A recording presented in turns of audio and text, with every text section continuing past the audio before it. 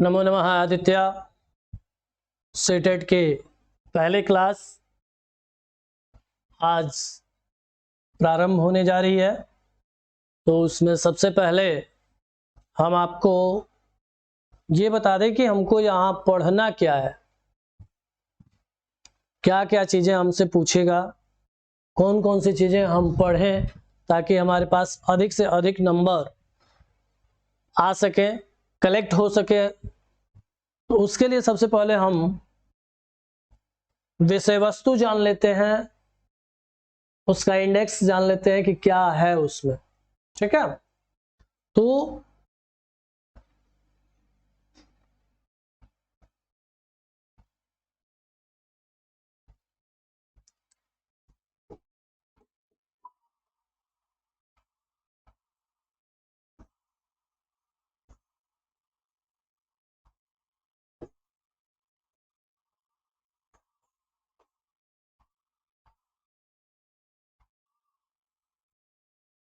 सबसे पहला पॉइंट हमारा होता है कि हम उस चीज को जाने कि जो पॉइंट हमारे लिए है।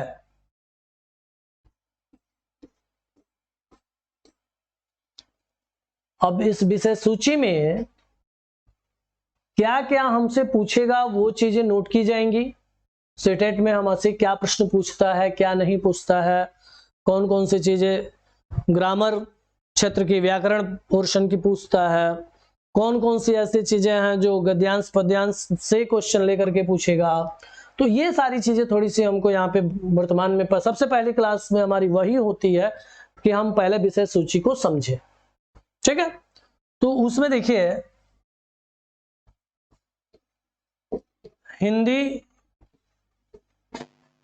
2 पॉइंट पे रख देते हैं कि हिंदी में 2 पॉइंट रखेंगे और वो दोनों पॉइंट क्या रहेगा। तो एक पॉइंट देख लीजिएगा, गद्यांश या पद्यांश, और एक रहेगा मनोविज्ञान।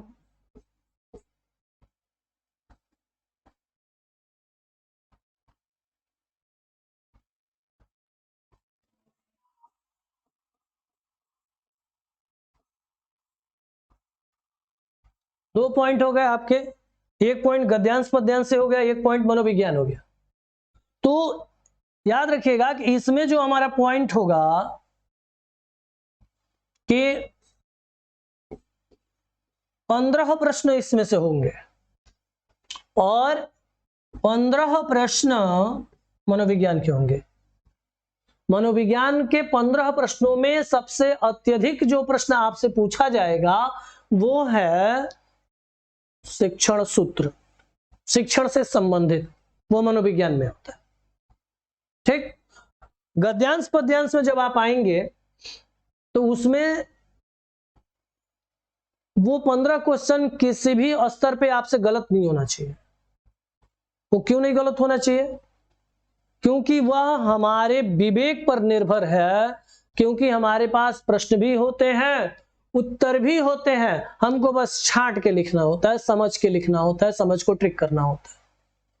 तो ये चीजें जो है आपके लिए मोस्ट इंपॉर्टेंट कही जाएंगी, महत्वपूर्ण कही जाएंगी कि जो हमारे पास है वो क्यों गलती हो।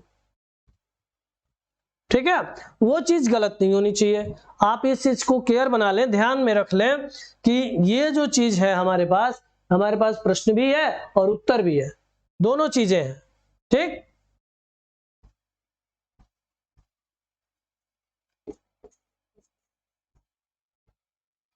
अब आते हैं कि अगर गद्यांश पद्यांश में से ही प्रश्न पूछता है तो वो प्रश्न क्या क्या होते हैं। ये चीजें ध्यान देने योग्य है कि प्रश्न कहां कहां से पूछेगा, ये भी आप देख लें। एक बार में हम इसको मिटा देते हैं, फिर आपको बताते हैं कि गद्यांश से क्या टॉपिक आएगी, पद्यांश से अगर पूछना होगा तो क्या पूछेंगे। ठीक है ना, या आपको लास्ट में चल के मनोविज्ञान, पहला तो काम हमारे जो मनोविज्ञान के शिक्षक होंगे वो आपको मनोविज्ञान उसके थ्रू पढ़ा देंगे, निश्चित है। विषय के लिए हमेशा दिमाग में बनाए रखिएगा कि जो विषय विशेषज्ञ हो उससे पढ़ा जाए तो और आनंद आता है पढ़ाई का, ठीक है ना।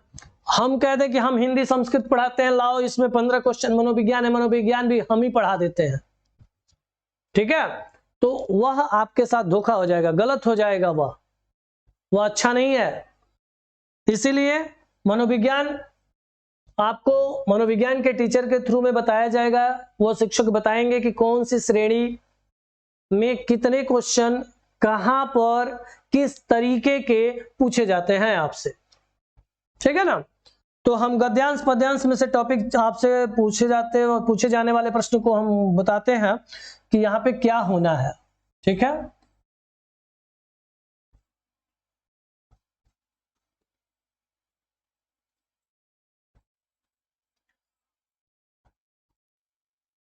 अब देखिएगा, आपके पास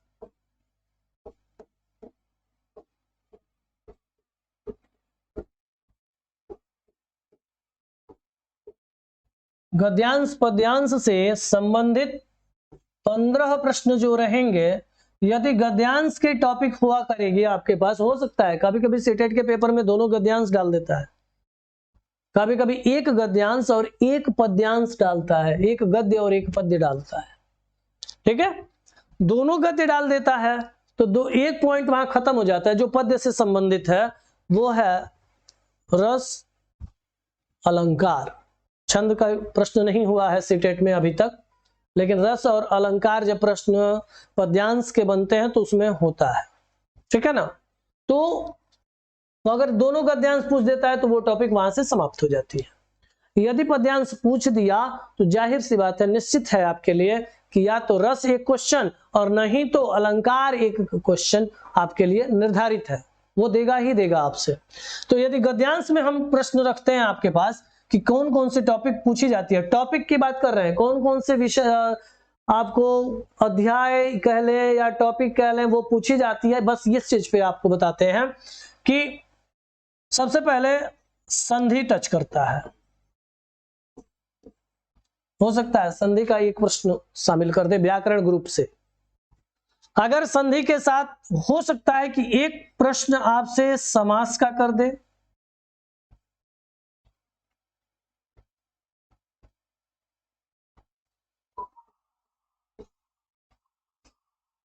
यदि संधि और समास में से दोनों प्रकरण से प्रश्न आपके सामने रख दिया तो एक बात और जाहिर है कि यह नहीं पूछेगा।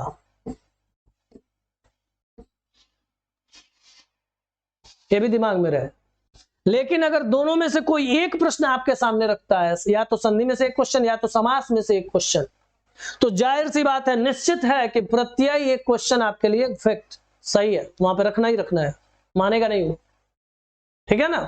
तो एक क्वेश्चन प्रत्यय के हो जाएंगे। अभी ऑनलाइन जब से शुरू हुआ है तब से एक प्रश्न और टच किया जा रहा है, एक प्रकरण और व्याकरण का टच किया जा रहा है, वह है कारक।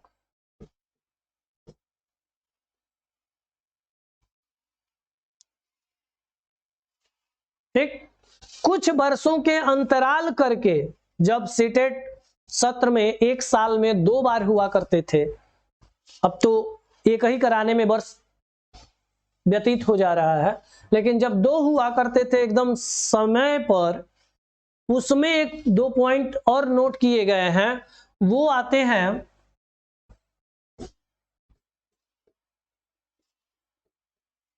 पर्यायवाची के रूप में या विलोम के रूप में।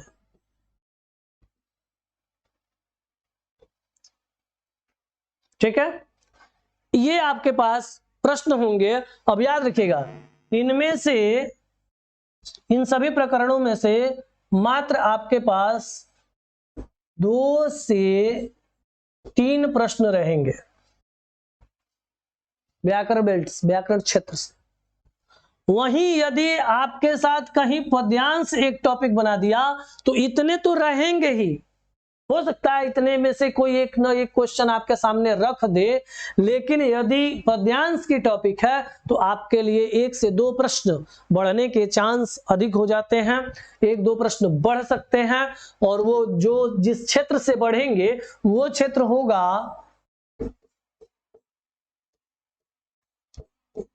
अलंकार। ठीक, और अलंकार का प्रश्न यदि नहीं प्रश्न किया आपके पद्यांश के टॉपिक में तो निश्चित है कि आपसे एक टॉपिक और टच कर देगा, रस। ये फिक्स है। ये आपके पास टॉपिक है, संधि, समास, प्रत्यय, कारक, पर्याय, विलोम, अलंकार, रस। ये आपके सीटेट के टॉपिक में है, जो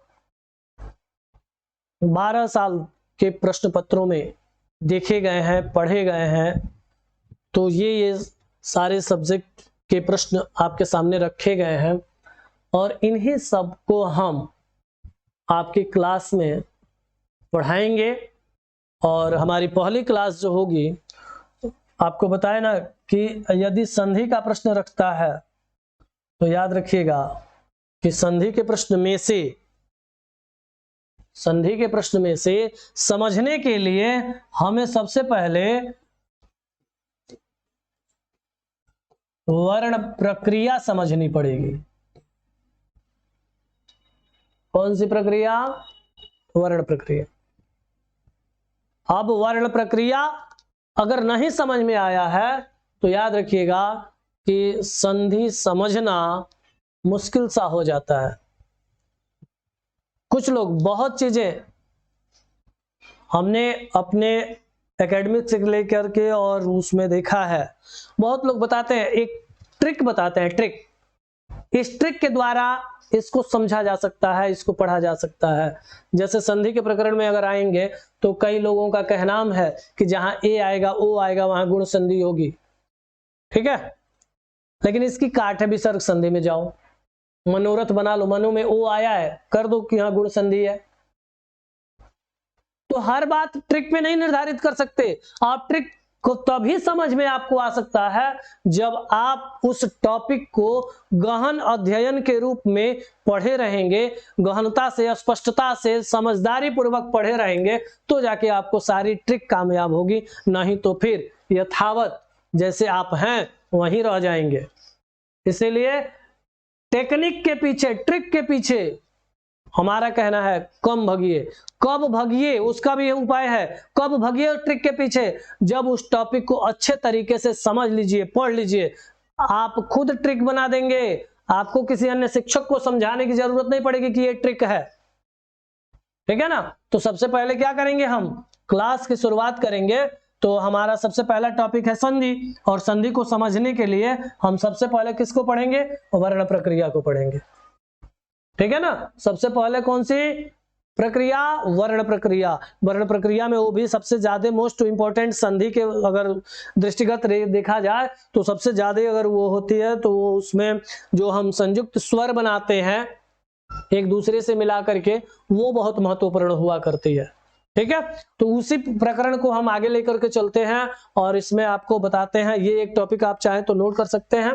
ठीक है, इसमें ये टॉपिक है आपके सीटेट के प्रकरण में। और इसके अलावा यदि अन्य क्वेश्चन भी आपको समझा देंगे, लेकिन सबसे पहले मोस्ट इंपॉर्टेंट जो हमारी विषय वस्तु है उसको समझ लिया जाए वो बेहतर होगा।